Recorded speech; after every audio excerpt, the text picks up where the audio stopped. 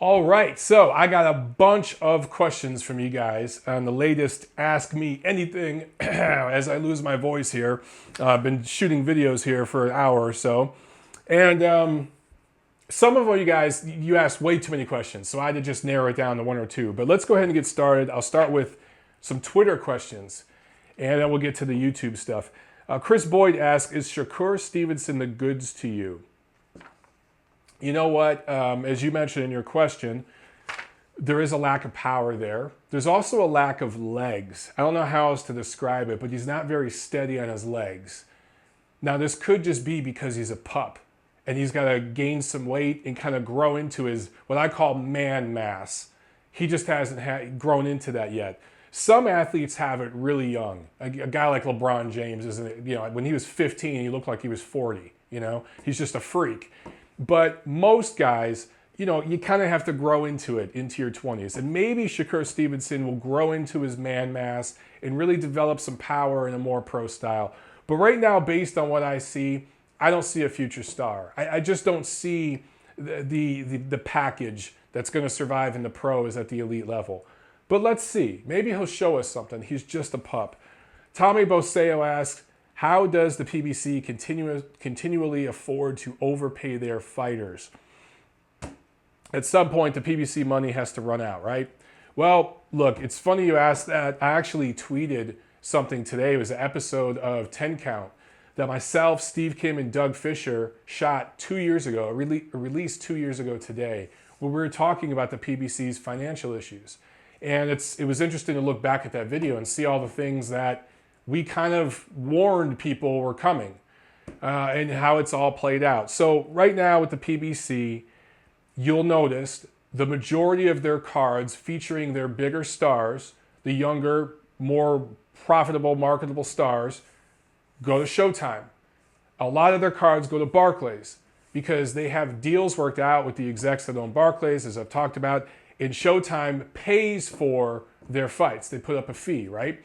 There's certain venues they go to because there's a license fee up top, and then they take them to Showtime because you got that money coming in. Very rarely are you seeing cards now on Fox and CBS and NBC. The contracts that were supposed to have monthly cards on ESPN and Spike, those have run out. They've dried out, haven't been renewed. Even the Fox Sports 1 cards, which we were seeing on Tuesday nights for a while, we don't see as many of those anymore. So that money that they had, that huge pool of money, it's running out. And that's why I've talked about this. The last year or so, you saw in 2017, we're seeing it play out again. The first quarter, the Showtime schedule is stacked. It's stacked, right? There's a lot of great fights because the budget's opened up and they can afford them. As you go toward the end of the year, the budget starts to dry up. Even last weekend, we saw PBC fights on Fox and on Showtime. Well, look at the fighters they put on Fox and the maybe total, you know, a few six figures, right, is the total payday, the purses for those fighters. And then on Showtime, that's 7 figures of paydays, right? So you see strategically where they're positioning things as far as where they put the fighters. Even their big cards on CBS, because I want to say last year, Thurman and Garcia was on CBS. CBS is owned by the same parent company that owns Showtime. So what they did in that situation, I've done this a couple times, where they've had Showtime Championship Boxing on CBS. So Showtime is still paying at least partially for those cards. So they're not getting paid as much as, they're getting paid their guaranteed rate, right? But because there's less money, they can only fight once a year, maybe twice a year. The stars. That's why, yes, I know Thurman was injured last year, but he's fought once a year for the last couple of years. Garcia only fought once last year. Errol Spence only fought once last year. And he went overseas and got paid on an Eddie Hearn card, right? You've seen Jacobs jump ship. And even before that, his biggest fight, the biggest payday he had was fighting with Gennady Golovkin on the Tom Loeffler card. So that's what's going on right now with the PBC. PBC ain't going anywhere. It's going to continue. It's just rebranding, and it's going to become pretty much a Showtime thing, as it has been for the last year or so, with some occasional fights on other networks. We'll see what happens. Jay Mahone asked, how do you think boxing history would look today if 15-round fights in the past were only 12 rounds? For example, Ray Leonard versus Tommy Hearns. You know, with hypothetical questions like that, on the surface, you want to say, okay, if Leonard Hearns was 12 rounds, Hearns wins that fight because he was ahead at that time. You know, Leonard had to come on late to win that fight, right? But I don't know, that's revisionist history. If that fight was scheduled for 12 rounds and both fighters knew they only had 12 rounds to work with, maybe Leonard starts coming on in the 9th round, the 8th or 9th round. So it's hard to say, man. That's why I just don't like comparing different eras like that. Man, if you go back before the 1920s, there were fights that were 40, 50 rounds or even longer, right? You go back far enough that's bare knuckle and all this other stuff. You know, the regulations have changed. But for me, the one thing I don't like about 12-round championship fights is that it's an even number of rounds. It's easier to wind up with a draw.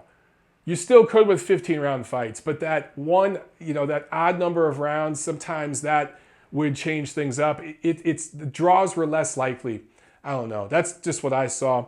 But 12 rounds, I don't really see a difference. You could go back to any 15-round fight and you could take those two fighters and you could say, look, this fight's going to be 12 rounds. They alter their game plan before the fight and during the fight. That's the way I see it.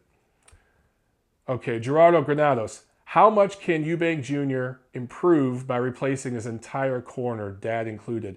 You know what? I drink the Kool-Aid on this guy, and I'm going to talk about the Groves-Eubank fight on next week's episode of the Neutral Corner. I will review it, and I'll talk about my prediction and where I got it wrong, and so many people got it wrong, including the bookies. But I think it's too late for Eubank. In fact, the day after that loss to Groves, that, in my opinion, embarrassing loss, he was in the gym posting videos on social media. There were videos going around, I saw him, of him doing the same crap, looking like crap, slapping the bags, doing 1,000-punch combinations, not at all doing anything craft-related and working on boxing. He should have been having a come-to-Jesus moment, if you will, examining his career and what went wrong and figuring out what he needs to change. Instead, he was back in the gym doing the same thing. He's completely delusional. And it's really because of the way his dad treats him and the circle he has around him that just say, yes, you're so great everywhere he goes. He's delusional, and I don't think it's going to get any better for him. That's just my opinion. Stefan asks, which two divisions would you like to see for the next World Boxing Super Series? He says his would be light heavyweight and welterweight. You know, I actually think the welterweight division's a little overrated. We'll find out. We'll find out. But I like Errol Spence a lot. I like Terrence Crawford a lot. We'll find out what happens there. But for me, light heavyweight, absolutely, and middleweight. I think middleweight might be the most loaded division in boxing right now, especially if you had a tournament and there's a couple guys at 154 that might want to move up to get in that tournament. Jarrett Hurd, the other Charlo brother, if they moved up and you had an 8-fighter middleweight tournament, that would be amazing. That would be an amazing tournament. So yeah, light heavyweight and middleweight. No. We'll leave that one alone for now. We have one on Instagram. Elvis asked me, if I could get a beer with any active fighter, who would it be? If I could get a beer with any fighter in boxing history, who would it be? You know what? If any active fighter. Does Vladimir Klitschko still count? I know he just retired last year. I'm going to consider him active because you know what? It's been less than 5 years since his retirement, so he's not yet eligible for the Hall of Fame. So I'm going to consider Vladimir Klitschko an active fighter. I would love to have a beer with him because there would be a lot to discuss. It'd be a very worldly discussion, not just boxing. Of course, we could talk all about boxing, and he spent so much time with Emanuel Stewart, a man that I greatly respect. And you know, being from Detroit, Vlad worked there at Crunk. He worked with Emanuel, who really owned the Detroit boxing scene for decades. Worked with so many great fighters. I would love to pick Vlad's brain just about Crunk and Manny and just hear some of the stories. But then we could talk about all kinds of other stuff. So geopolitical issues and stuff. I love talking politics. Vlad's real big into politics. Of course, his brother is a politician. I'd want to hear about some of the work they've done. A lot of people don't know the Klitschkos have done a lot of charitable work in Africa. They've worked with UNESCO. I don't know if UNESCO is still a thing, but it was back in the day, where they helped a lot of kids in different parts of Europe. I know Vlad has worked with kids in New York, in the Bronx, I believe, where he's auctioned off some of his fight gear and donated it to people in towns that he's never lived or anything like that. On top of all that, Vlad's woman, I don't think they're married, his companion, Hayden Panettiere, is involved in the entertainment industry. She's an actress. So I'd love to talk to him about some of that stuff because you guys know I dabble in that world. As far as all-time fighter to have a beer with, man, there's so many to name. Off the top of my head, it would be a tie. I'm going to cheat. I'm going to pick two guys. I want to go out and have drinks and get messed up with Jake LaMotta and Mike Tyson. Man, with the trouble we could get into, huh? All right, let's go to the YouTube questions. Guys, we have a ton of them. Little Maxie asks, when are you coming to the UK? You know I want to, brother. I want to get over there and see you fight, man. There's some stuff in the works right now with my home and my job situation that's in flux. That's going to hold us up for probably this year. So it's on the target for next year. I know I've been saying that since last year, but it absolutely is on my bucket list. I promise you, within the next 12 to 18 months, we will be over there in the UK. Centurion Son 23 asks, Luis Ortiz or Wilder, who wins?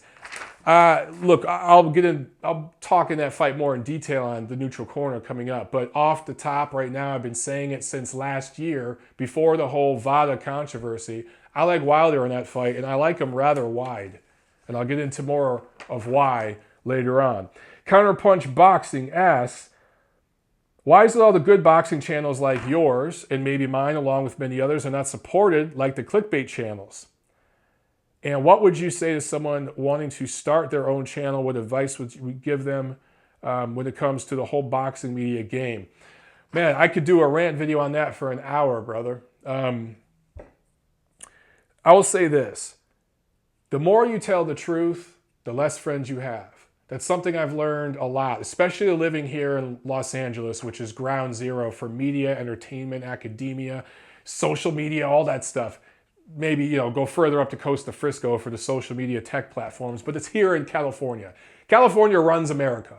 California, particularly Los Angeles, writes and controls the social narrative in America. It's not New York. It's not Washington, D.C. They influence it, but it's controlled here. And I've learned firsthand that the more you tell the truth, the more moderate you are, the more objective you are, the more fact-based you are, the less friends you have. It's much, much easier to ride one side, right? And to twist things and turn things and spin a certain narrative, because people out there who want that narrative will come to you and they will worship at your feet because you're feeding their confirmation bias constantly. A guy like me, and I'll just speak for myself, I'm not going to speak for your channel or any other, right? Because I own just my stuff. But I know you try to do what I'm doing, where it's just give the information, give the facts. Yeah, give some opinion and analysis, but do it from a objective, moderate point of view. Just doing that, I'm going to piss off half of my subscribers every single week, because when these two fought, one guy wins, one guy loses. So I talk about it. This guy's fans hate me right now, right? This guy's fans hate me right now too, because I picked him to win. So the more you tell the truth, the less friends you're going to have. Those other channels, I will say, there are some that are just straight up clickbait. They're horrible. They just talk about rumors, and idiots go there. Look, why are reality shows popular, right?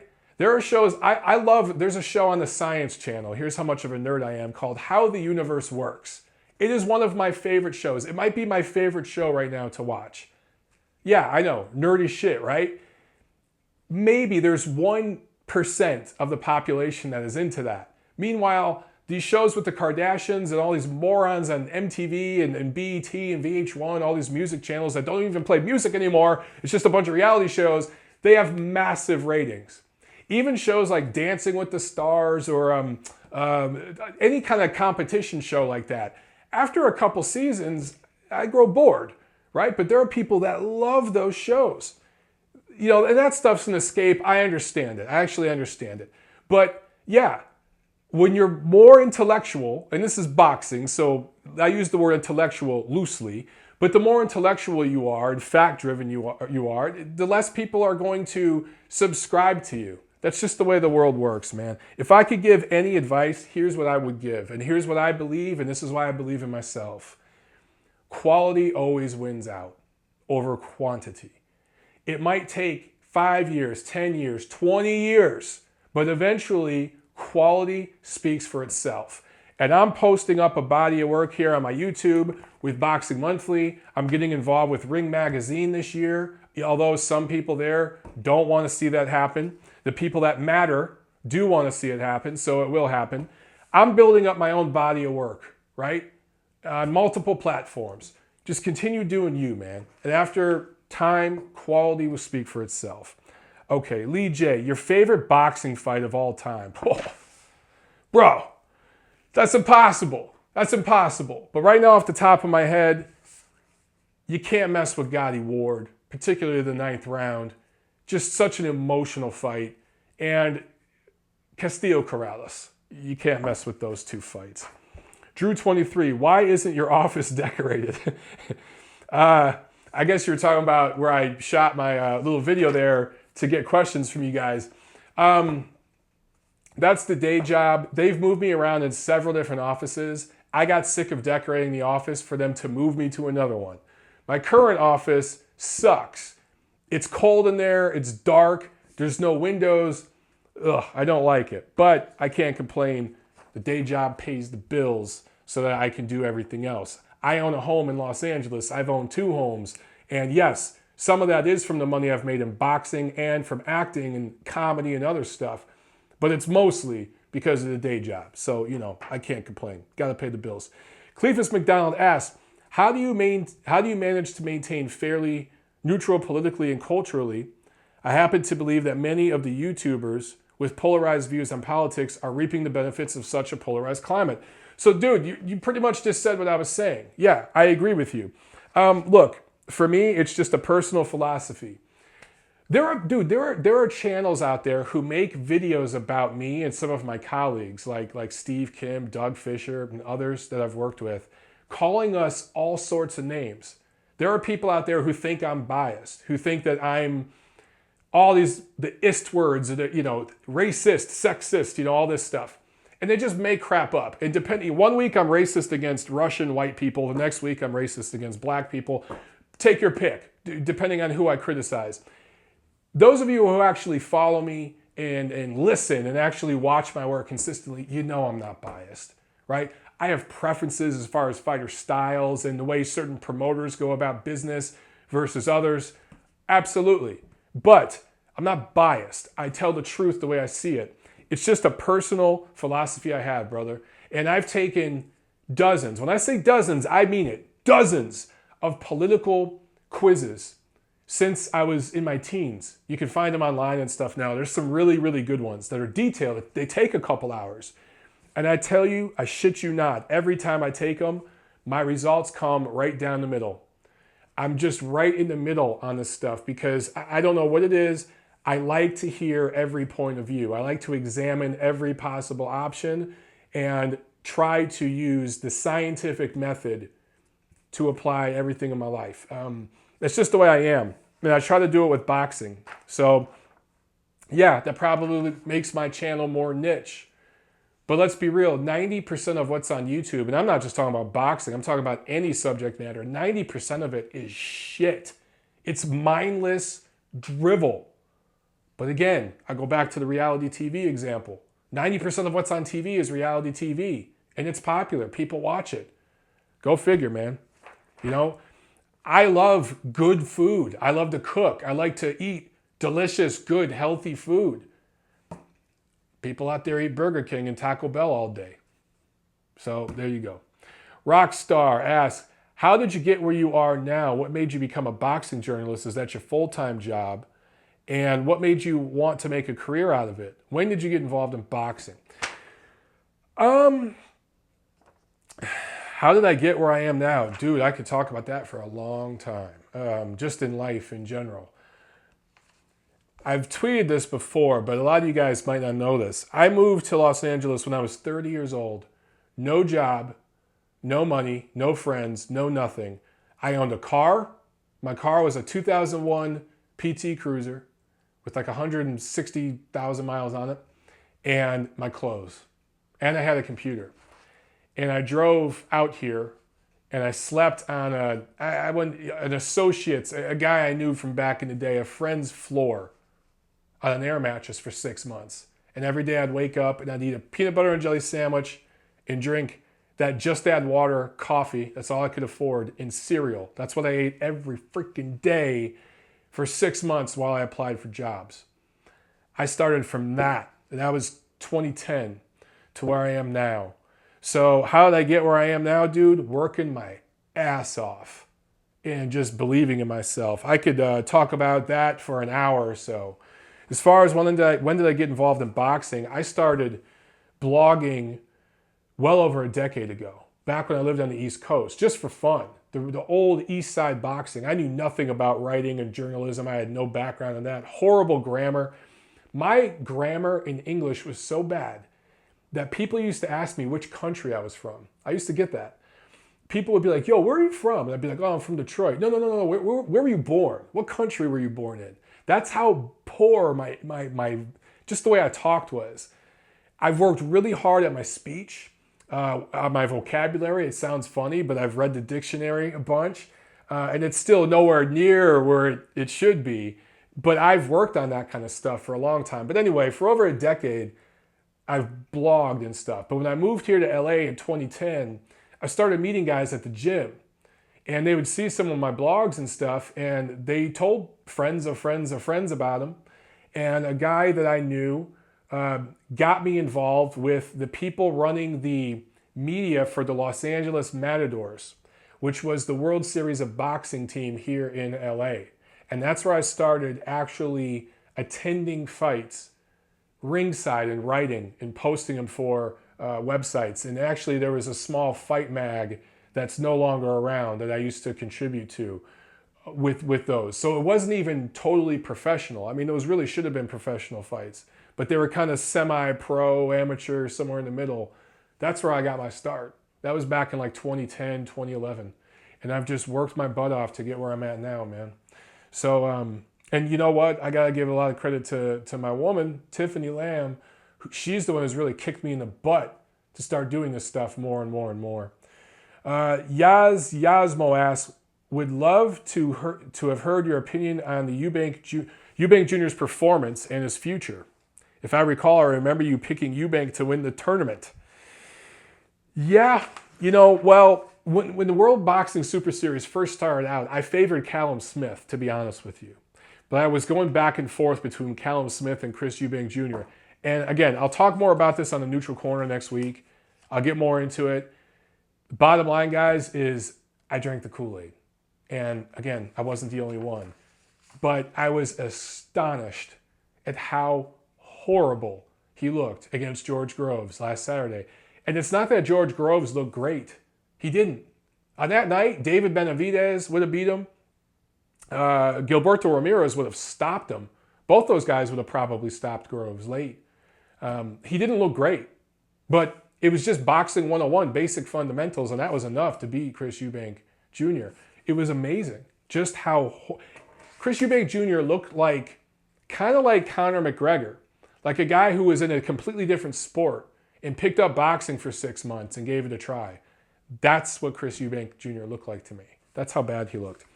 L. Rose asked, what percentage of top 10 fighters across all weights would be juicing? Bro, I can't answer that. I mean, I don't know. Do I think that there are fighters out there who cheat? Yes. A lot of you guys use the term juicing. The overwhelming majority of performance-enhancing drugs used in martial arts, especially MMA, but also boxing, are related to weight cutting. They're not juicing. It doesn't make sense to juice unless you're bulking up to heavyweight. Roy Jones, when he beefed up to heavyweight, that was juicing.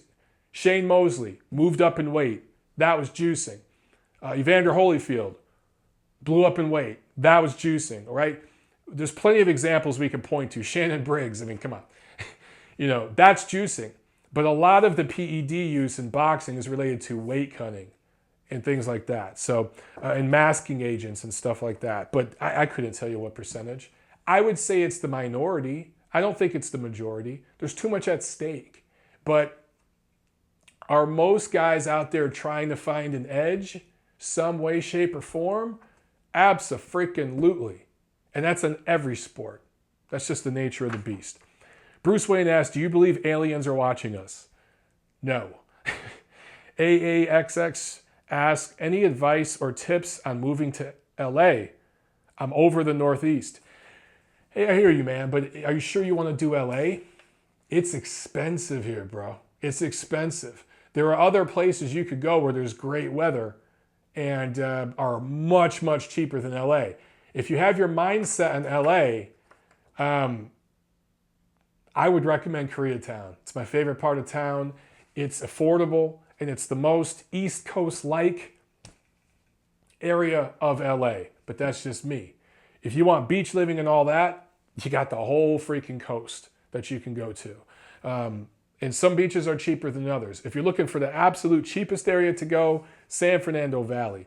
That's where it's cheap. My advice to you if you want to move to LA, this is what I tell anybody. Just get your ass out here and figure it out. Because it's going to take you 2 or 3 years to get your bearings out here and figure out what part of town you're in. Moving to LA, moving to New York, pretty much those are the only 2 cities in America. But moving to London, to Paris, places like that, it takes you a few years to figure out and get your bearings. Most other towns in America, if you're going to Atlanta, Chicago, Pittsburgh, I don't know, wherever, San Francisco, you're going to figure out very quickly. The cities are not that big relative to LA and New York, and the neighborhoods aren't that different. You're going to find where you want to live very quickly. LA, totally different beast, bro. So just get out here and figure it out. That's my advice. Joshua Klitschko asked, whoa, a bunch of mythical matchups here. Okay. Miller versus Ortiz. So I guess you're saying Big Baby Miller versus Luis Ortiz. Look, right now, Big Baby Miller. White versus Povetkin. Povetkin, big. Bradis versus Dorticos. I like Dorticos. Lebedev versus Golovkin. I'll go with Lebedev. Beterbiev versus Gvozdyk. That's a good one. That's a really good one. I'm going to go with Gvozdyk by decision. I think he might outbox him. Kovalev versus Bivol. Ask me that after we see what Bivol does with Barrera. Eubank versus Ramirez. Ramirez destroys Eubank. Destroys him. Groves versus DeGale. The rematch. I like Groves big right now. Smith versus Benavidez. I guess you're saying Callum Smith. You know, there's too many questions about Callum Smith. Benavidez has been proven with that second fight against Gavril. I like him big over Smith right now. But we don't know with Smith, right? There's too many questions. Saunders versus Canelo. Boy, Saunders is all wrong for Canelo. Oof. I'm going to shade Canelo by decision. But that's a tough one. Canelo versus, or you got Golovkin versus Jacobs. I guess you mean a rematch. I like Golovkin bigger in the rematch, but we still got to see what Golovkin looks like in the rematch with Canelo. He might, really be fading. Jermell Charlo versus Lara. Give me Charlo. Jermell Charlo versus Andrade. Give me Charlo. Thurman versus Crawford. Give me Crawford. Porter versus Garcia. Give me Porter. Broner versus Horn. Ooh, give me Horn. Linares versus Easter. Linares. Santa Cruz versus Valdez. If Santa Cruz boxed him, he could maybe win that fight, but I don't think he'd box him. I'm going to go with Valdez. Frampton versus Selby. Give me Frampton. Burchelt versus Rigondeaux. Give me Burchelt. Burnett versus Titi. Give me Burnett. Chocolatito versus Ancajas. Right now, give me Ancajas. Prime for prime, Chocolatito big. Okay. Bro, that was a lot. Okay. Akfiu asks, Castillo versus Corrales is my all-time favorite fight. I was curious to know if they had a friendship or hatred towards each other before the fight? How about after the fight? You know, I never heard anything about any animosity before or after. They were pretty respectful. I do know that Corrales really became pissed off with Castillo, and really his management, everybody involved during the rematch and the rubber match. Team Castillo, you know, it came in heavy for the second fight, and Corrales decided to go with it. He ended up being stopped. It was pretty much a welterweight in there against him. And then for the rubber match, Castillo wasn't even close to making weight. His team knew he wasn't going to make weight. They knew it weeks before the fight. They didn't tell Corrales and his team. And when they missed weight that time, Corrales said, look, I'm not sacrificing myself and getting knocked out again. I'm not doing the fight. And he canceled that rubber match. Remember that. He was really, really pissed. And I remember him saying specifically, you know, if they would have told me a few weeks ago that they couldn't make weight, we could have settled on a catch weight. I would have went forward with the fight if they just would have been honest and told me. And they tried to trick the scale. Somebody tried to somebody from Castillo's team tried to step on the scale. I can't remember exactly what it was, but they were doing something funky with the scale. It was just nasty and shady. And I remember Corrales being really freaking pissed off about it. So other than that, though, no real animosity between the two guys. As far as I know, they respected each other. I'm just going to call Karthik, Jesus. Karthik the Doors asked, not a question, but India, make it happen. I know, bro. I'd love to come to India. Believe me, I want to come everywhere. Too damn busy, man. But one of these days, I shall make it happen.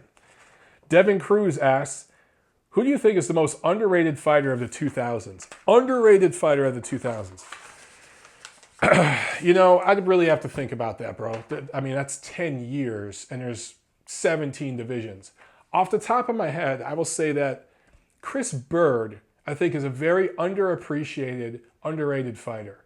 When you look at what that guy achieved, from the Olympics all the way through the pros, moving up in weight, severely undersized, going up against guys way bigger than him, and able to get by because he had really, really good skills.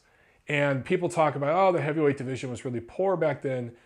Fine. I still think if you put Chris Bird in a time machine back to when heavyweights were his size, he would have been great. Really underrated fighter, in my opinion. It would have been interesting if he would have fought at light heavyweight. He could have started his career at light heavyweight and then settled at cruiserweight. I think he could have been cruiserweight champion for years and really built a legacy there. But he wanted to challenge himself and make the most money, and that was at heavyweight. Underrated fighter. Hamed asked me, Mike, why are you trolling Eubank? You seem like you took it personal that Eubank didn't fight Golovkin. All right, he's talking about me on Twitter. I tweeted out a picture of Gennady Golovkin Saturday and said, now we know why Eubank lost his pen. Of course, referring to the time where Eubank talked a big game about fighting Triple G and then backed out. Look, I was just having a little fun, just trolling. Sometimes on Twitter, you can have a little fun and troll. I don't dislike Eubank, and I sure as hell didn't take it personal that he didn't fight Golovkin. I think it's funny that there are people out there who defended Eubank in that situation and tried to say that Golovkin avoided that fight somehow. That's hilarious. Anonymous asks, are you in any new movies that will be released soon? What is your favorite movie? Which one of your movies is the least cringy? And then he asks, do you own a gun? All right. I actually play a part of a Russian boxer in a feature film called Rusty Tullock. That's an indie film that's coming out for limited theatrical release late this summer. I'll let you guys know more about it. That was my latest movie role. Filmed that, I think, in December. My favorite movie, bro, I can't say, but off the top of my head, anytime Goodfellas is on, I'm watching it. I know every line to that movie. And do I own a gun? I do not own a gun. I owned a gun briefly when I was like around 18, 19 years old, when I was young and stupid, and I was out on the street doing young and stupid things at a much different time in my life. I was, criminal activities and things like that. I Didn't like where it was taking me. I didn't like the road it was leading me down, so I got rid of it. And I was in the Marine Corps. I shot a lot of weapons for the United States government. That was enough guns for me. I've never owned a gun since, and I've lived in some very rough neighborhoods in some of the roughest cities in America. I don't see the need to own a gun. I've always gotten by pretty well with these. Bill Works asks, I have a question. I need a rant video ASAP on the bullshit that happened over the weekend with these clickbait channels and the fights that took place. That wasn't a question. I don't know what rant video you want, bro. Hit me again and be more specific, because that's a little too vague for me. Carlos asks, what you think would be a credible fight for the Canelo Triple G winner to take? What are your thoughts on Triple G haters trying to force Jermall Charlo down his throat? It depends on how the fight plays out, man. If we get another close, contested fight, they're going to do a rubber match, right? If Canelo wins, especially if Canelo wins big, I don't think they'll fight again. I think he'll go in a different direction because he can fight whoever he wants and make a ton of money. If Golovkin wins, I do think a rubber match will happen or a third fight because Canelo's still his biggest option. As far as Charlo goes, there's always going to be a new guy that everyone wants Golovkin to fight because they want to see Golovkin lose. Bottom line. And it's like that with any popular fighter. Especially for like Mayweather fans who need someone to hate now. The guy for them to hate now is Golovkin, right? And look, at some point Golovkin's going to lose. He's going to lose. He's going to lose multiple times. It wouldn't surprise me to see Golovkin stopped late in his career. If he really does fight up to the age of 39, 40 years old, it could happen. No one's invincible if you continue to fight the best, right? But for right now, I think obviously the smartest thing for them to do is to fight each other again. And I think that's what's going to happen. As far as Charlo, he's had one fight at middleweight. He needs to prove himself. He needs to fight some elite, top-level middleweights and then, get in line. Both Canelo, but especially Golovkin, have earned the right for big, big money fights. Everybody else, they need to get in line. Euler Rodriguez asks, thoughts on Triple G versus Zurdo at Azteca Stadium if Triple G moves up to super middleweight? Right now, Arum and Loeffler have talked about doing a Golovkin-Zurdo fight eventually. I hate the fight right now because it's not ready. Ramirez has to prove himself at super middleweight. I have him rated as the top super middleweight right now. He's the best in that division. I think he beats them all. David Benavidez will be his biggest challenge, and I don't think he's going to be at super middleweight that much longer. He's going to be at light heavyweight. So if Zurdo can clean out the super middleweight division and Golovkin can clean out the middleweight division, a fight between those two anywhere is huge. It's the biggest fight in boxing, and I'd love to see it. But that's real premature. That's at least 2 years away. The Fight Scout asked, the Canelo almost beat Triple G brainwashing already started. So after they rob Triple G, what do you think happens with Canelo? Well, damn, tell me how you really feel. I already kind of said that. If Canelo actually wins big, if he scores a decisive big victory, he's going to move on past Golovkin. There's other options for him. If it's a very close, controversial win for Canelo or Golovkin or another draw, they're going to fight a third time. Sam asked, prediction for Jose Uzcategui versus Andre Dirrell, the rematch. I like Uzcategui big in that one.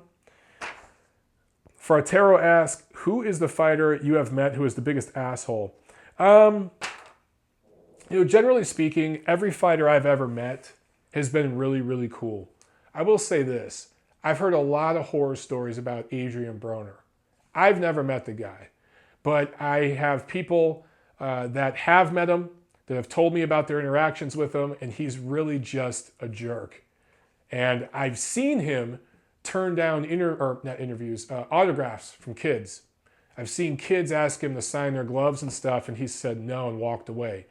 The biggest, most smug prick I've ever been in the presence of in all of boxing is Andre Ward. He's just a smug prick. And I've also seen him turn down autographs because but in fairness, he was kind of busy that day. But still, he's just kind of a jerk. And you know, I don't dislike the guy. He's just kind of a jerk. That's it. Top Nerd asks, oh, this is Rumble, Young Man Rumble from Instagram. What's up, man? I appreciate your shout-outs on Instagram, dog. Oh, you have a few questions here. Who would have won in 2009, Pacquiao or Mayweather? Well, at 2009, that fight would have been at 140 pounds, I believe, or maybe some sort of catch weight. But even if it was at 147, that's a 50-50 fight. And I think Floyd knew it. I think Floyd did everything in his power to delay that fight as long as possible. Pacquiao didn't make it hard with some of his antics and some of the stuff he was saying and doing. And he didn't make it look good for himself for a while there, related to the performance-enhancing drugs testing and all that stuff. So, look, they're both to blame for that fight not happening back then. But anybody who knows the totality of the information understands it's much more on Mayweather's side why it didn't happen until 2015. But in 2009, that's a pick'em fight. And if I were forced to make a prediction, I would have went with Pacquiao in 2009. Do I feel Marquez used performance-enhancing drugs in the fourth Pac-Man and Bradley fight? I can't say anything. Again, he didn't make it look good for himself.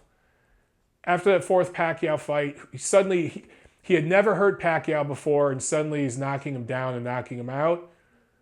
Working with Memo Heredia, there was no VADA testing. Working down there in Mexico, it didn't look good, but how can I say? I mean, that's just suspicion. Suspicion isn't proof of anything. Favorite Italian dish? Oh man, there's too many to name. Come on now. I'll just go with my favorite Italian dessert. That's cannoli. I love cannoli. And which historical fight in the last 50 years would you have loved to have covered? Hagler Hearns, baby. Hagler Hearns. And how do I measure the validity of a boxing media member? Dudes who tell the truth, whether it hurts their career or not. A lot of guys working for a lot of the bigger platforms in boxing, they play politics. And there's this little cliques. And guys who steer clear of all that and keep independent, that's who I respect the most. 786 Nath asks, I would like your predictions on a few potential fights. Canelo versus Jacobs. I'm going to shade Canelo, but that's another tough one, man. And you know, I want to see what he looks like against Golovkin before I can make these predictions about how he do with other guys. I want to see the adjustments and improvements he can make before I can make those other predictions. Lomachenko versus Linares. Lomachenko would eat up Linares, just on a completely different level. I think a lot of Linares' resume has been smoke and mirrors. Crawford versus Spence. Right now, Crawford. 2 or 3 years from now, Spence. Inoue versus Titi. Inoue. Lawrence Williams asks, what do you think about Tank versus Cuellar on April 21st for the WBA regular belt? Yeah, so that hasn't been confirmed yet, but at the time I'm recording this anyway, that's what they're talking about. Gervonta Davis versus Jesus Cuellar for the WBA regular title. Obviously, it's absolutely disgusting, but it's the WBA. What do you expect? I think Cuellar is coming off a loss. Tank didn't make weight in his last fight. How long ago was that last fight he had? A year ago? It's just pathetic. The WBA, anything for a sanctioning fee. They're really terrible. Jack Alter asks, do you think Triple G is declining? If so, could Triple G beat every fighter from 154 to 168 today in his prime? Well, look, do I think he's declining? I think probably. We'll get a lot more of those questions answered May 5th against Canelo, okay? It could be that he's declining. It could also be that the last 2 fights where he looked vulnerable, it's because those were the best 2 fighters he's ever faced in his career. So it's probably a combination of those things. Could he beat every fighter from 154 to 168 right now? Could? Yeah, in theory. Would he? Would I favor him to? No. I mean, if he was to fight everybody, the top, yeah, all the 54 guys, fine, but all the top 160 and especially 168 guys right now in a row, back to back to back to back, somebody's going to catch him, guys. He's only human. It's possible he could run the table, but he's only human. And, you know, it just takes one off night. So, yeah. Dean Leckie asks, I was hoping you might have reviewed the Benavidez-Gravil 2 fight. The kid impressed me a lot. Look, I will. On the next TNC, I will do a review of all the fights over the past couple weeks. And then he asked, is he overrating Benavidez? He's real high on Benavidez. And I think the sparring he has done with Golovkin shows. Wonder how he'd match up with Danny Jacobs. He mentions he's only 21. He's got to be scary for opponents, this kid's potential. Benavidez has crazy, crazy potential. And I think he really proved himself in that Gavril rematch because you saw the improvement. You saw him take what happened in the first 12 rounds, learn from that, and apply what he had learned and win.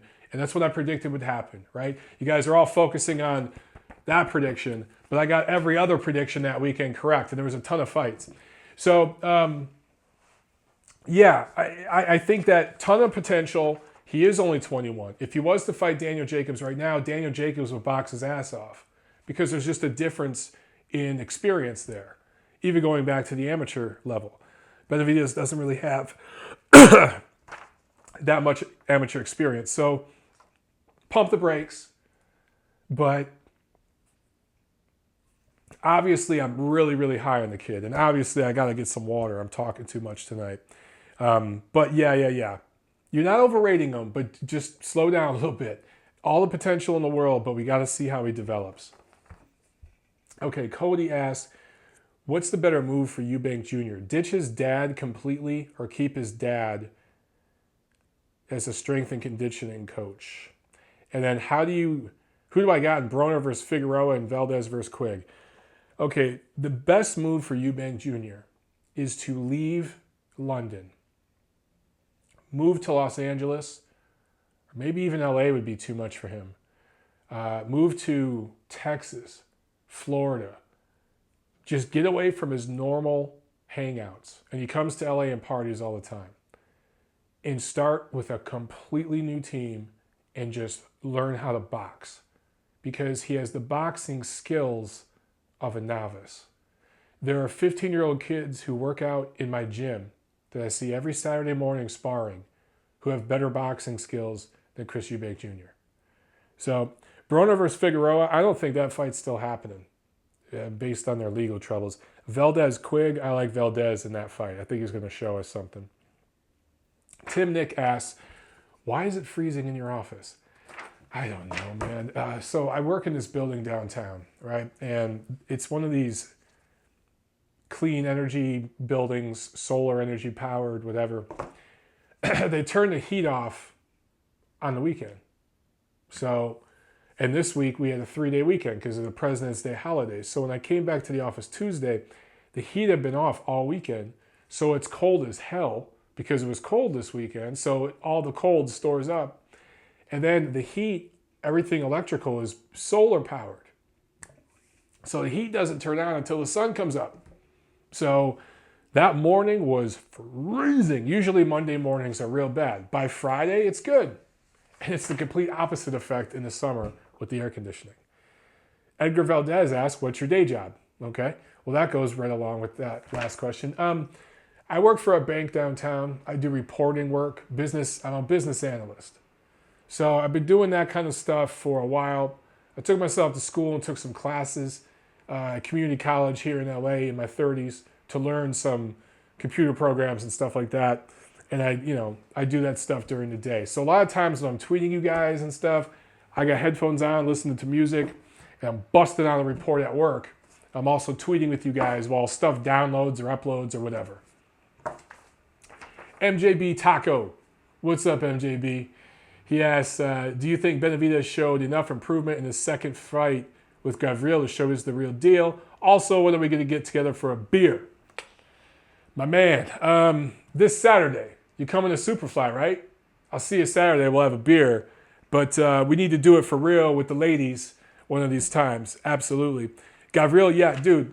Benavidez, I think he's the real deal. I think just showing that level of maturity, improvement, that young, absolutely is the real deal. But we still got to see him against elite level fighters. But right now, I rate him number 2.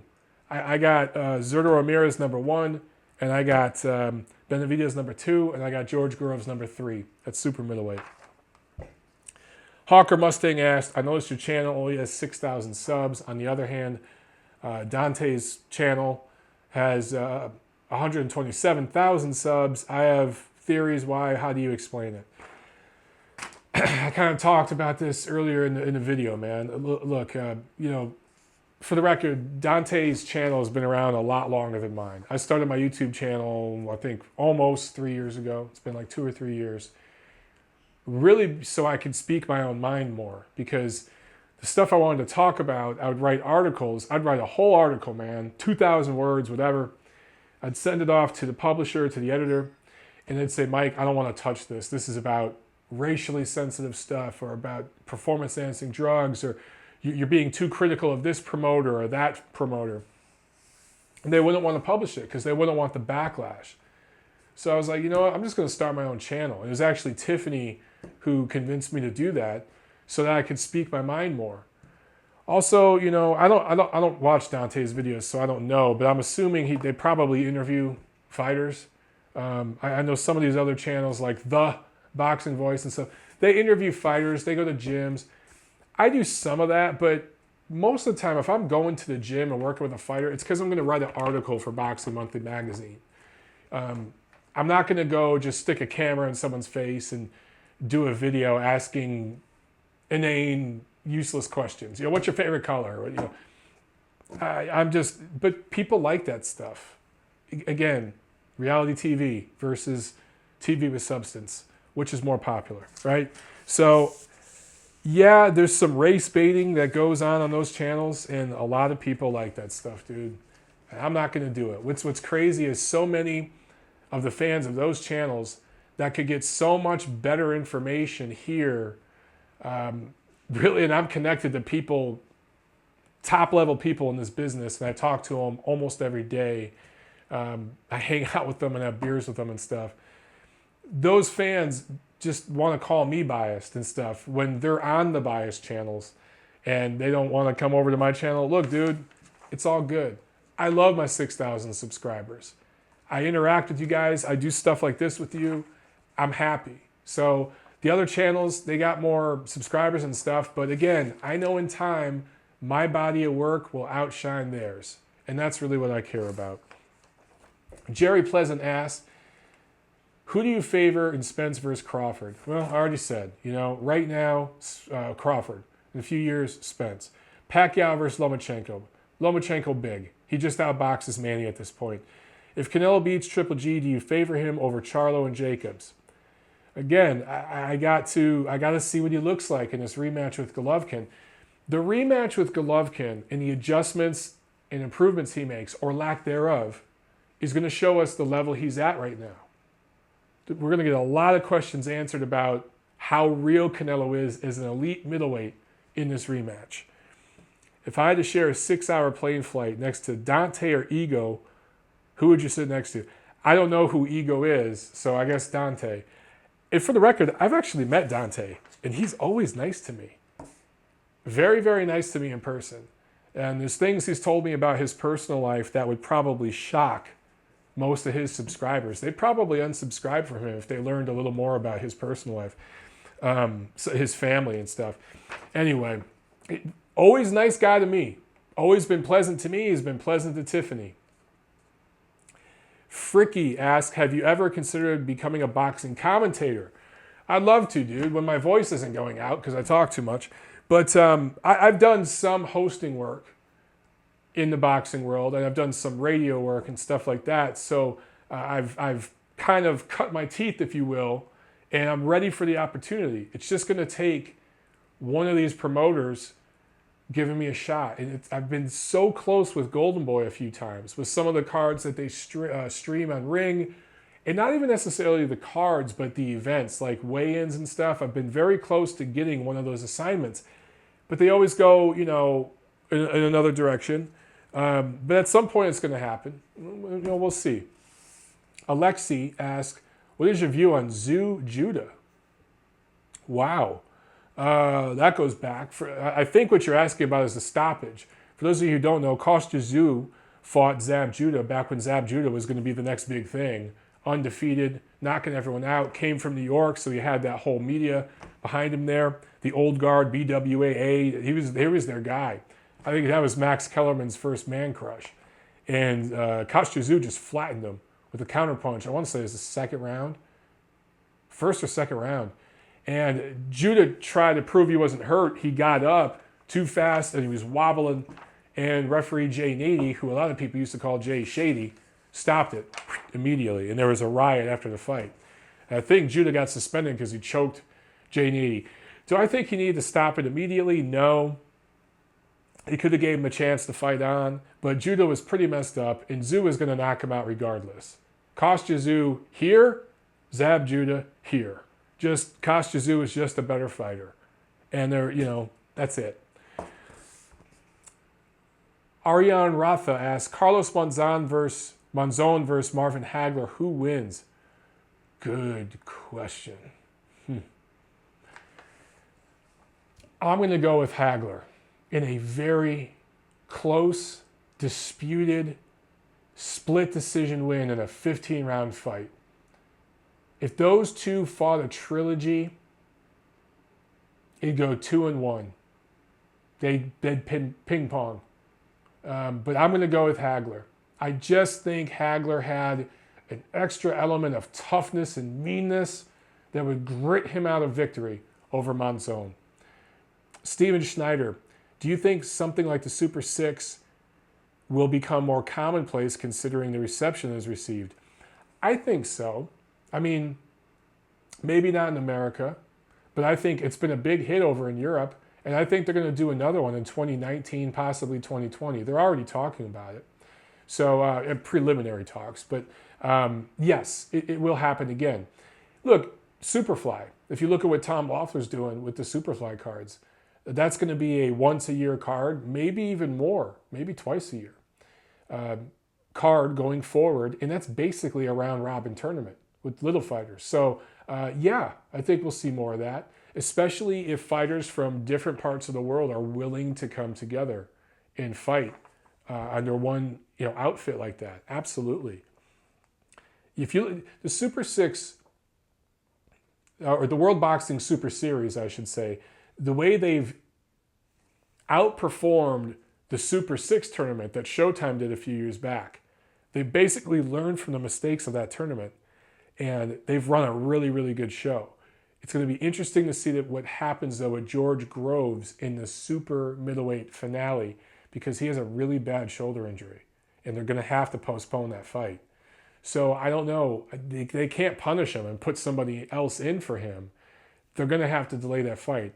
The way they handle that situation will have a big effect on the future tournaments, I think.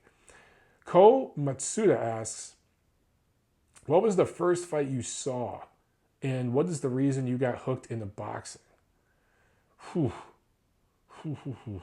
then he asks, who do you have in a fantasy matchup with Josh Taylor and Regis Prograis?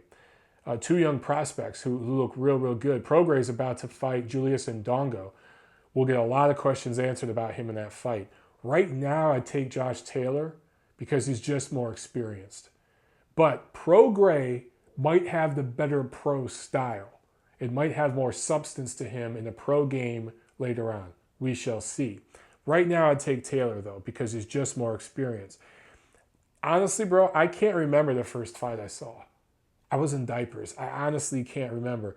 The reason I got hooked into boxing is I caught the boxing bug.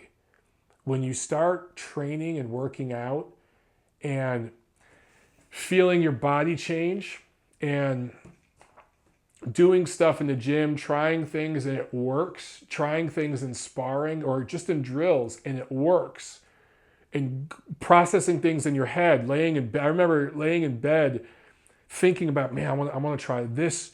I want to try a slip and a dip and then a pivot and then a shot. And I just think of different moves. And then I go work on it, shadow box it, do it, and it'd work. It'd work in sparring. I'd just do a drill with it and it'd work. And guys that were faster than me, I became faster than them. Guys that were tuning me up, I'd start tuning them up. That feeling was so addictive to me. And you can tell by the way I'm talking about it right now. It's so addictive. That's what got me into boxing. And then when I would watch on TV and I'd see dudes doing that at the highest level, that's what hooked me on it. It's so different from any other sport. It's just so freaking different, man. And it doesn't appeal to the masses. It appeals to a niche group of people. You have to have a certain personality for it. But when you catch that boxing bug, you're an addict. It's a freaking addiction. It's just an addiction. Mosab asked, do you think Spence versus Crawford will be the next super fight?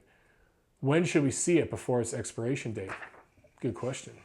Spence versus Crawford should be the next big American super fight. But something's got to happen first. Crawford's about to get his title off Jeff Horn. But Thurman and Spence got to fight each other first. And that is not happening until at least 2019. So I don't think we're going to see Spence versus Crawford until 2020. Bad news, right? Well, here's the good news. The fight will build between now and then. Over the next 2.5 years, that fight will build up. The tension and the desire for it will build. And by the time it finally happens, I really do think it'll be a super fight. My expiration date would be the end of the year 2020. That would be my expiration date. And in fact, right now, it'd be too soon for that fight. Tony Yayo asks, hey Montero, are you part of the deep state globalist and associated with George Soros? No. Gav Bridges asks, personality aside, what difference do you see in the Donald Trump America? Ooh. Is the dollar in the pocket getting bigger? Is the working person happier? Protest and complaining aside, is he making a difference? Here in Los Angeles, you would think the world is ending. Everybody here is freaking out and losing their mind. Meanwhile, I'll just speak for myself. And those of you who follow me, you know I did not vote for Donald Trump. So far, my 401k, my retirement fund, has gone up over 50% in the last year since Trump became president. I'm happy about that. My work, my job, has given all of the employees a bonus after the tax cut bill he signed into effect. So everybody got a bonus check from our company. My company also started matching a larger percentage of what I pay into my 401k because of the tax bill. So far, his policies have put more money in my pocket and more money in my retirement. So far, I'm cool with it. I don't give a damn about what people tweet. Joseph Ybarra. Hey, Michael, I live in Dallas, a suburb of Grand Prairie. Very nice area. I've been out there. Notice the rise of boxing gyms here in the Dallas area. Are tune-up fights by Canelo and Spence the only big draws to come down south, or is the rise down south for real, or is it just a Vegas mirage? All right, I like your visual stuff here. You know what? I've been banging the drums for Dallas for a while. I think that, you look, no income tax in Texas, right? That makes it very desirable. There is a growing gym scene there. There's a lot of fighters with the Charlos and Spence coming from that area. Lara trains down there. He's not from there, but he trains down there. You're getting more and more prospects from there. What we need to happen for Dallas to really become a real big boxing market where big fights come is guys like the Charlos, guys like Spence, need to have big fights down there. And they need to do it consistently. They need to build a brand down there so that fans in that area, sports fans, get into boxing. You look at what Golovkin did in Los Angeles and even New York, and the brand he built in those markets, right?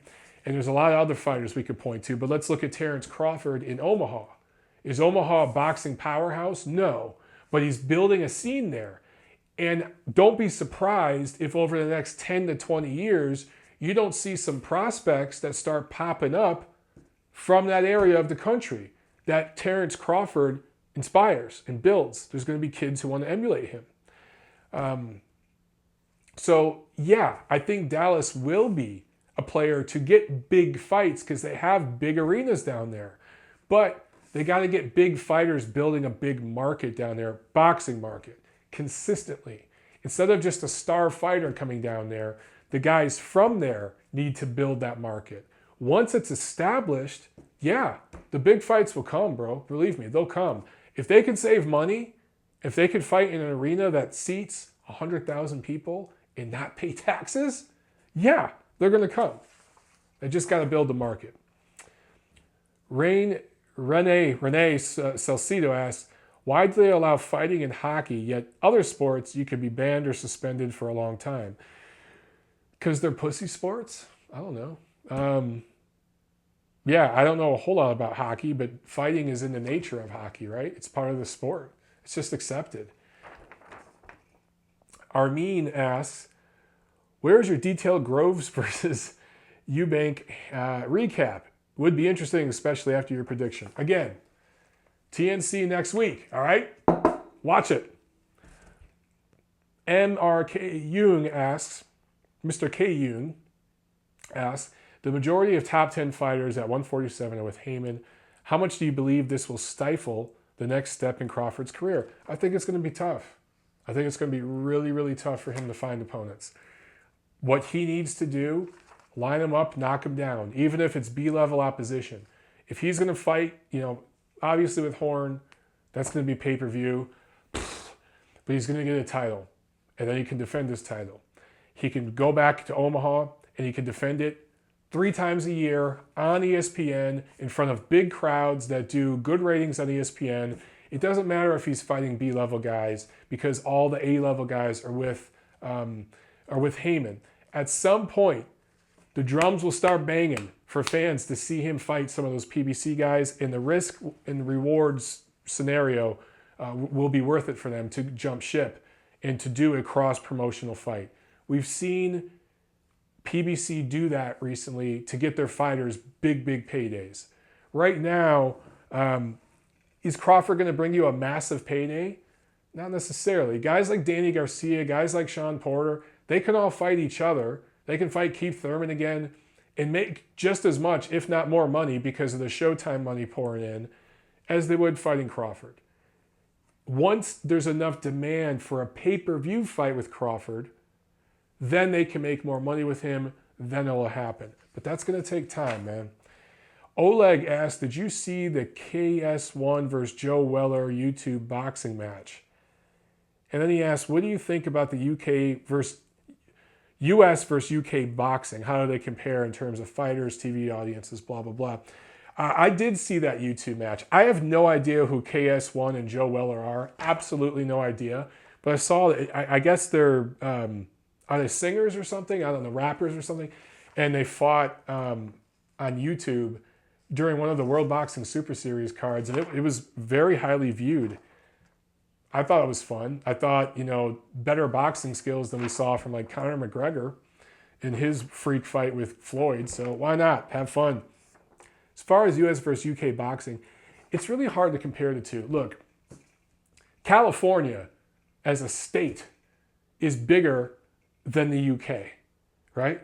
I mean, America is a massive place in comparison to the UK. So it's hard to compare this whole country with all these different markets and everything to this rather compact, smaller country, where it's much easier to promote with local fighters because, local is here. In America, local is, there's all these different markets and regions. The biggest difference over in the UK is the network contracts. They're much more favorable to the promoters and to the fighters. Now, are they making as much money, a lot of the guys, as some of the star fighters in America? No, because you have the casino buys here and all that kind of stuff. But pound for pound, it's much easier for them to promote over there, and the fans are responding. And the best fight the best more over there, you could argue. Let me back up and rephrase that. It's not necessarily that the best fight the best more over in the UK. It's that the fights that the fans want to see happen more over in the UK. You get these domestic level matchups that are good, or guys like Kell Brook will fight Gennady Golovkin. They'll fight in Errol Spence. They will challenge themselves, it seems, more over in the UK. And there was a time when the UK fighters had to come over here to get paid. It's totally different now. You saw Golovkin go over there to get paid. You saw Kell Brook go over there to get paid. It's a major difference. And I think we're going to see more of that in the coming years. Jay Perez asks, do you think it would be interesting to use the example of what is done in some other sports to reform boxing judging? In figure skating, they have more judges, and the two most extreme scores, worst and best, are excluded. Could you imagine having 5 judges in boxing for championship fights, and the two most extreme scores that favor one fighter or another would be excluded? I think that's just going to complicate the process. I think the 10-point must scoring system in boxing, and I believe it's used in MMA as well, in other sports, it's not perfect, but it's the best system given what you have. What we could do to make it better is have more accountability for judges, have more diverse judges, people from different states, different jurisdictions working more, and have younger judges and recycle these old folks out. Just specific to the United States, no, I just don't like what Nevada's doing right now. I don't like Bob Bennett and the way they're running that commission. And I think that they need to bring in judges from other states and other countries more for fights in Nevada. And I think that they need to do a much better job of making judges that have bad scores accountable and suspending them from championship fights for at least a year and things like that. I think we just need more accountability for the judges that we have. I think that's the right direction to go. Jeremiah asks, in a previous video you said that the BWAA is on the way out. Can you elaborate as to why? My man, Jeremiah from Denver, what's up, man? I can't go into too much detail on the record. I'll just say that it's kind of an old guard that used to dominate the scene, and it's becoming less and less influential and meaningful. There are a lot of members of the boxing media, especially here in Los Angeles and even in Vegas, who aren't members of the BWAA. They're not interested. They don't want to pay the money. They don't want to be involved in that scene and play the politics. And then there are people who are in their 20s who are in the BWAA. So they'll take people in who aren't that experienced, pay the fee and go do it, and kind of spin the message that they want. The scene has changed in boxing in America. It was once heavily dominated out of New York, and that commission, I mean, if you go back far enough, of course, that commission was more powerful than the Nevada State Athletic Commission is right now in American boxing. It was the commission, right? And there was a lot of corruption and things going on. We talk about that for hours. But the media guard out of there really, really controlled boxing. That's changed. The West Coast media now, I think, is really, for the most part, still, at least with the younger generation, running the sport. And more and more people are paying attention to the writers from out here, the commentators and everybody from out here. That side of it is losing grip. And some would say credibility. But, I wouldn't feel comfortable going on the record too much with some things I've seen and heard and observed, okay? But 20 years from now, 50 years from now, it'll be a fringe element that has very little power and influence in the sport, at least, here in America. Hayden Burke asks, what do you think about gun control in your country after the recent events? Clearly, it's a problem that America seems afraid to tackle. You're right, Hayden. Gun control is one of those things that is just bizarre here in the United States. It is limited solely to the USA, the gun issue, and the way it drives people insane. If you talk about gun control, the gun nuts go crazy. If you talk about gun rights for responsible gun owners, the anti-gun wackos go crazy. Both sides are so polarized in their argument, and there's so much misinformation out there. And you're almost not allowed to be moderate and objective on that issue. And that's pretty much how I approach every issue, right? What if I could propose what we need, okay? I think that our gun laws are very convoluted. Go on Google. Just do this. And type in, what are America's gun laws? And try to make sense of what you find. You will just find pages and pages of crap from biased sites on one side or the other that convolute everything. Try to look up the loopholes, the gun show loopholes, the state-to-state variances, the differences between different jurisdictions, different counties, different cities. It's a complicated mess. Our gun laws should fit onto one page of paper. It should literally be this big. It should be a few paragraphs, and it should be written in verbiage that a second grader could understand. An 8-year-old kid, a 10-year-old kid, I'll go 10. A 10-year-old kid should be able to understand our federal gun laws. They should be that streamlined, that simple. It should fit on one page. It should be uploaded on the USA's government website where anyone could go and download it at any time. And it should be simple enough to where a person could protect their family with a handgun or a shotgun, because that's all you need against an intruder. And that's it.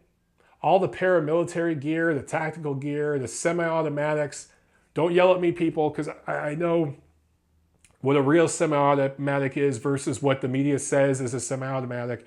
And I know the AR-15 is used as a talking point, but look, this kid in Florida legally bought one. He shouldn't have been able to. If you've had any history of mental illness, where you've been clinically diagnosed with bipolar, depression, suicidal, you've been checked into a clinic, any of that, you're on psychotropic substances, you should not be able to buy a gun. Period. We have a federal database, right? We need to expand it to include that stuff. We need to expand it. Facebook and these social media platforms need to expand their filters to where if any violent rhetoric is being posted on somebody's page, their account gets flagged. Your Twitter account, your Instagram account, your Facebook account, YouTube gets flagged. If you're this kid in Florida who just shot a bunch of people, I guess had posted on his social media pages, certain social media platforms, that he was going to shoot up a school, that he was going to kill people, that he was going to hurt people. He had done this more than once. He had been expelled from school, I think for bringing ammunition to school or something like that. The police had been called to his house over 24 times. Yet, he did not check any boxes on our current background check list and was able to buy a weapon like that. That's just, guys, it's common sense. That needs to be cleaned up. And what I don't understand is from the people who love guns and are law-abiding, 99% of people that own weapons through the NRA, the National Rifle Association, are very responsible. They're not a threat. But they get so upset when I say stuff like what I just said about we need more sensible laws. We need to get rid of the state nuances, the gun show loopholes. We need just one set of laws across the table for everybody. And we need to get rid of certain weapons that you don't need for hunting and protecting yourself. You just don't need them. AR-15 included. You don't need it. Okay?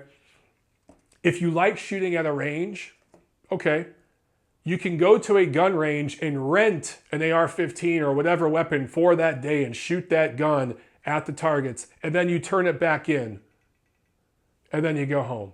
You don't get to own that gun. You just get handguns and shotguns.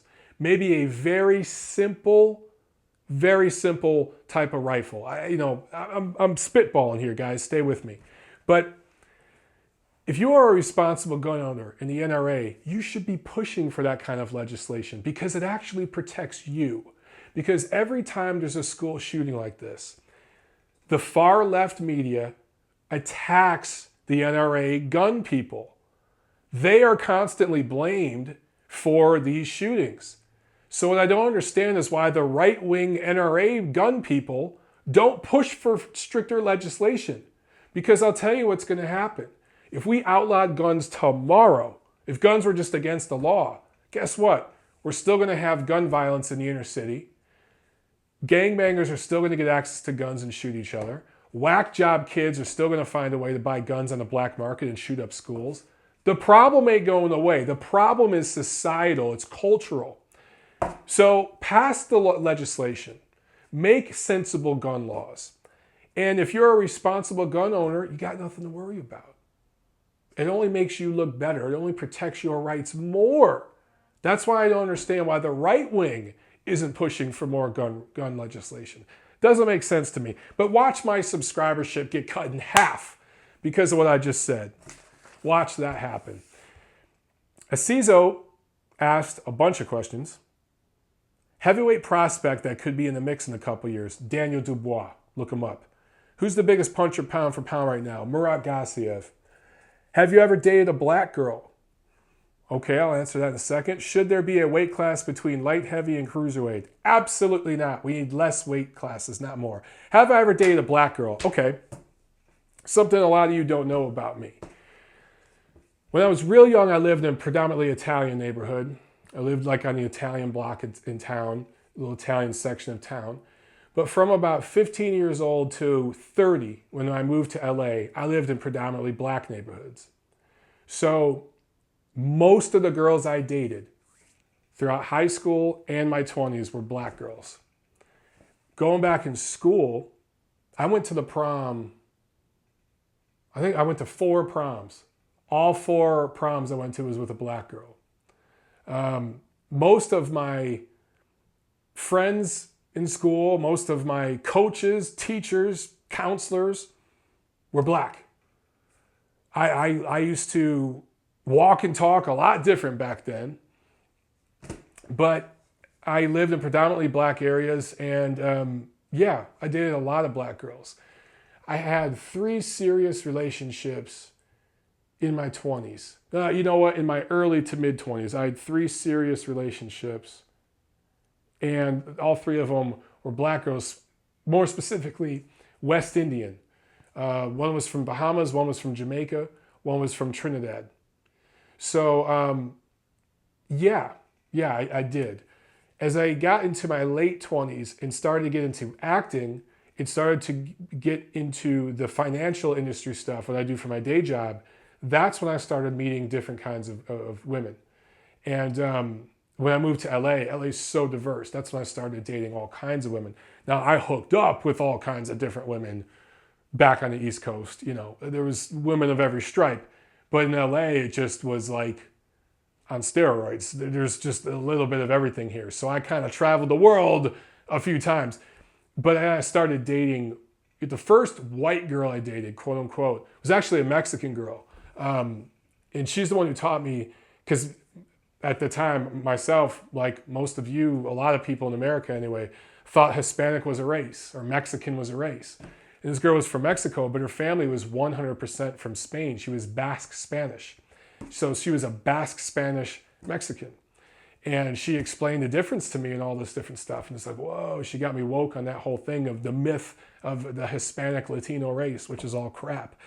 Technically, Italians are Latino. Not Hispanic. We're not Hispanic, but we are Latino. All Latino means is Latin. So we come from the Latin heritage as well, right? So there's more nuance there, you know, that I could rant about that for an hour. But yeah, and shit, I was probably 27. That was the first white girl I dated. And then here in LA, I've dated Mexican, Persian, Armenian, black, a lot of different kinds of Asian, lots of girls from Europe. And then, you know, I found Mrs. Right, Mrs. Tiffany Lamb. And I've been very, very happy man ever since. So Timmy Turner asks, which 2 divisions would be in the next season of World Boxing Super Series if you could decide? For me, light heavyweight, middleweight. I think I may have answered that question earlier. I can't remember. It's been a while. But yeah, those would be the 2 divisions, middleweight and light heavyweight for the World Boxing Super Series. To me, those are the 2 strongest divisions in boxing right now. And politically, I think that you'd get the most representation from around the world to where I think it could be done and it'd be interesting. to do those two divisions. How do you rate the under the radar contenders Ryota Murata, Jose Uzcategui, and Alexander Gvozdyk? In order, I would rate Gvozdyk number 1, Uzcategui number 2, Murata and Uzcategui tied for number 2. You know, I saw Murata up close and personal in Las Vegas a couple years back, and I wasn't that impressed. But he has shown improvement.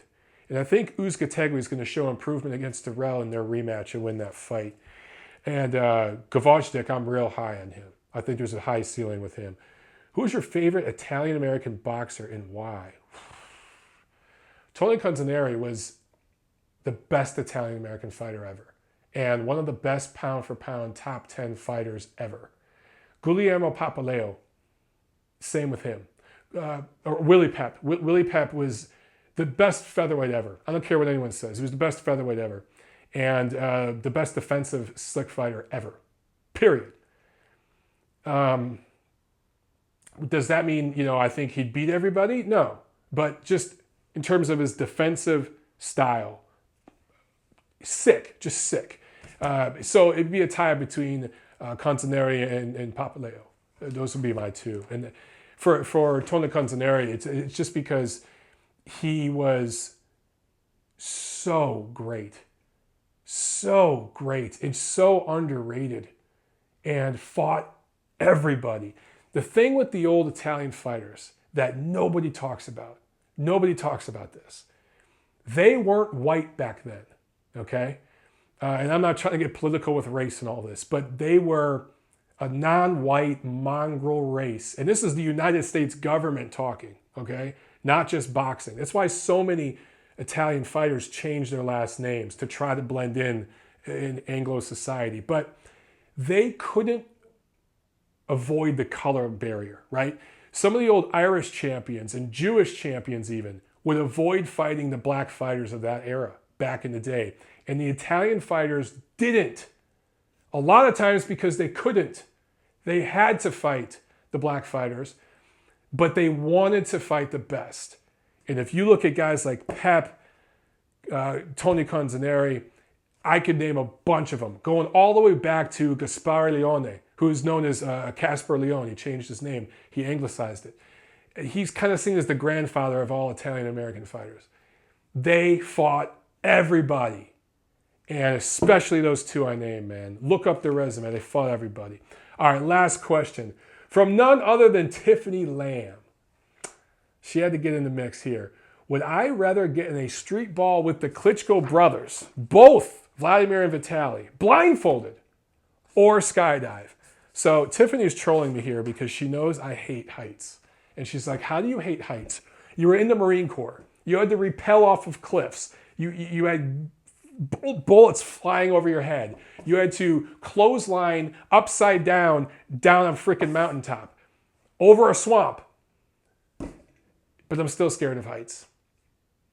She made me parasail last year, and it freaked me out, but I liked it because I thought, if I fall, I'm going to land in water, so maybe I can live. Probably not, but maybe I can live. But skydiving, no way in hell would I ever do skydiving. No. Here's why I'd rather fight both Klitschko brothers blindfolded. Because I know that I'd probably get my ass tuned up pretty good, but I would live. Skydiving, I would die. There's a chance that damn parachute ain't working, and I'm an idiot, boom, I'm dead. So no, not doing the skydiving. I'm gonna get my ass beat down by Vladimir and Vitaly, but I'm gonna get a few licks in, damn it. I'm gonna get a few licks in. They're not that much taller than me, and I'll live. So that's what's up. All right, guys, I hope you enjoyed the Q&A. I'm going to go drink some hot tea because I am losing my voice. But we'll do this again, guys. I'll see you at Superfly Saturday. The Neutral Corner is back next week. See you at the fights.